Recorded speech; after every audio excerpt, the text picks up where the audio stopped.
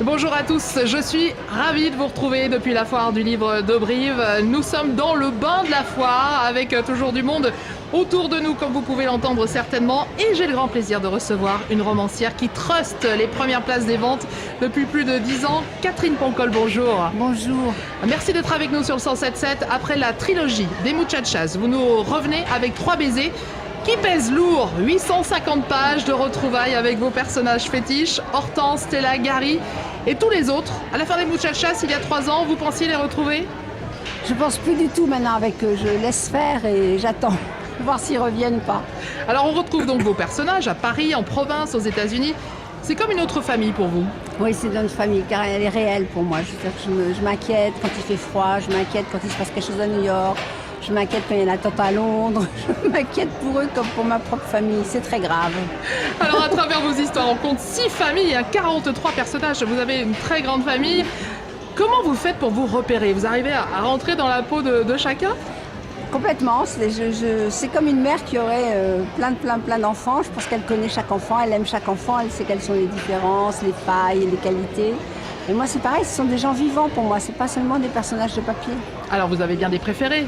Non, je les aime tous pareil. Même les plus terribles, je les aime.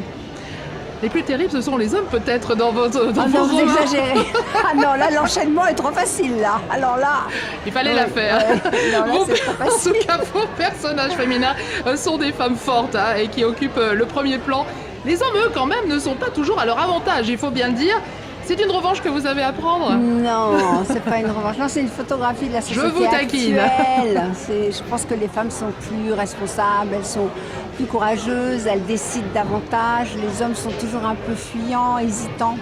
Il faut dire que les hommes, leur rôle n'est pas facile en ce moment parce que comme le monde est en train de changer, qu'ils avaient un rôle privilégié, ils n'avaient pas besoin de beaucoup se battre. Maintenant, il va falloir qu'ils retroussent leurs manches, donc c'est plus compliqué pour eux. Alors en Amérique du Sud, où les Muchachas ont eu du succès également, vous avez fait récemment une campagne sur les femmes battues. C'est aussi ça le succès, avoir une voix qui porte pour une cause. Je trouve ça formidable. Quand ils m'ont appelé pour venir, quand le gouvernement bolivien m'a appelé pour venir défendre la cause des femmes battues en Bolivie, je me suis dit yes, ça y est, quoi. Les livres peuvent servir à quelque chose et moi j'aime quand les livres peuvent servir à quelque chose. Avec ces 850 pages, vous avez vraiment dit adieu au clan Cortés? Je ne sais pas, je ne veux pas savoir. J'attends de voir s'ils reviennent ou pas. On attend avec impatience en tout cas vos prochains romans. Il est question du malheur, du bonheur et de l'amour avec ces 3 baisers, votre nouveau livre qui est paru chez Albin Michel. Merci beaucoup Catherine Pancol. Et merci à vous. Et je rappelle que vous pouvez nous suivre sur les réseaux sociaux, notamment sur notre page